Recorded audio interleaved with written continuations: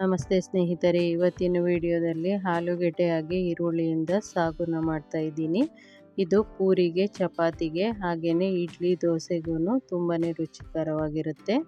ಮೊದಲಿಗೆ ನಾನಿಲ್ಲಿ ಒಂದು ಬಾಣಲೆನ ಇಟ್ಕೊಂಡು ಅದಕ್ಕೆ ಒಂದು 6 ಟೇಬಲ್ ಸ್ಪೂನಷ್ಟು ಅಡುಗೆ ಎಣ್ಣೆನ ಸೇರಿಸ್ಕೊಂಡು ಅರ್ಧ ಟೀ ಸ್ಪೂನಷ್ಟು ಜೀರಿಗೆ, 1 ಟೀ ಸ್ಪೂನಷ್ಟು ಸಾಸಿವೆ, ಹಾಗೆ 3 ಟೇಬಲ್ ಸ್ಪೂನಷ್ಟು ಕಡಲೆಬೇಳೆ, 1-2 ಚಿಟಿಕೆಯಷ್ಟು ಅರಿಶಿನ, 1 ಚಿಟಿಕೆಯಷ್ಟು ನಾನಿಲ್ಲಿ ಹಿಂಗನ್ನು ಸೇರಿಸ್ಕೊಂಡಿದ್ದೀನಿ. ಆನಂತರ 6 ಹಸಿಮೆಣಸಿನ್ಕಾಯಿನ ಮಧ್ಯಕ್ಕೆ ಸೀಳಿ ಸೇರಿಸ್ಕೊಳ್ತಿದ್ದೀನಿ.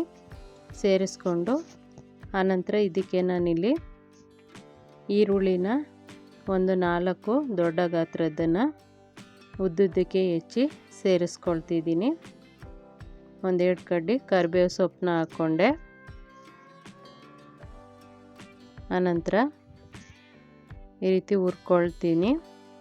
ನಾನು 4 ಆಲೂಗೆಡ್ಡೆನ ಮೊದಲೇ ಬೇಯಿಸಿ ಸಿಪ್ಪೆ ತೆಗೆದು ಸ್ವಲ್ಪ ಸ್ಮ್ಯಾಶರಿಂದ ಸ್ಮ್ಯಾಶ್ ಮಾಡಿ ಇಟ್ಕೊಂಡಿದ್ದೀನಿ. ಈ ರೀತಿ ಹುರ್ಕೊಳ್ತೀನಿ.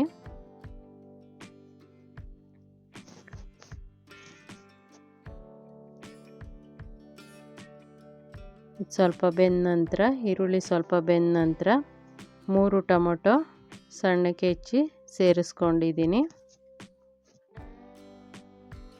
ಇದಕ್ಕೆ ಕಡಲೆಬೇಳೆ ಬದಲಿಗೆ ನೀವು ಹಸಿ ಬಟಾಣಿ ಇದ್ದರೆ ಅದನ್ನು ಬಳಸ್ಕೋಬೋದು.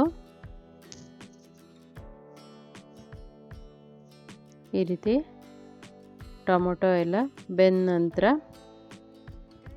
ನಾನು ಇದಕ್ಕೆ ಅಚ್ಚ ಖಾರದ ಪುಡಿ, ಹಾಗೆ ಗರಂ ಮಸಾಲ ಪುಡಿ ಮತ್ತು ಧನಿಯಾ ಪುಡಿನ ಸೇರಿಸ್ಕೊಳ್ತೀನಿ. ಹಸಿಮೆಣಸಿನ್ಕಾಯಿ ಹಾಕ್ಕೊಂಡಿದ್ದೀವಿ, ಹಾಗಾಗಿ ಅಚ್ಚ ಖಾರದ ಪುಡಿನ ಎಷ್ಟು ಬೇಕೋ ಖಾರಕ್ಕೆ ನೋಡಿಕೊಂಡು ಹಾಕ್ಕೋಬೇಕು. ಇವು 3 ಪುಡಿನೂ ಹಾಕಿದ ನಂತರ ಮತ್ತೆ ಮಿಕ್ಸ್ ಮಾಡ್ಕೊಳ್ತಾ ಬೇಯಿಸ್ಕೊಳ್ತೀನಿ.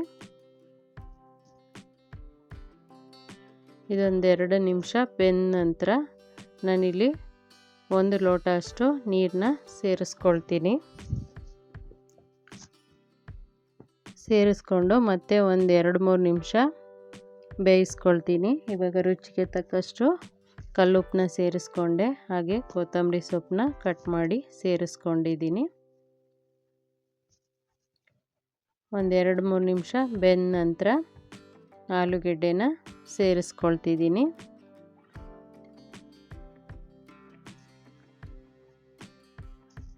ನಾನಿಲ್ಲಿ ದೋಸೆಗೆ ಈ ಸಾಗುನ ಮಾಡ್ಕೊಂಡಿದ್ದೀನಿ.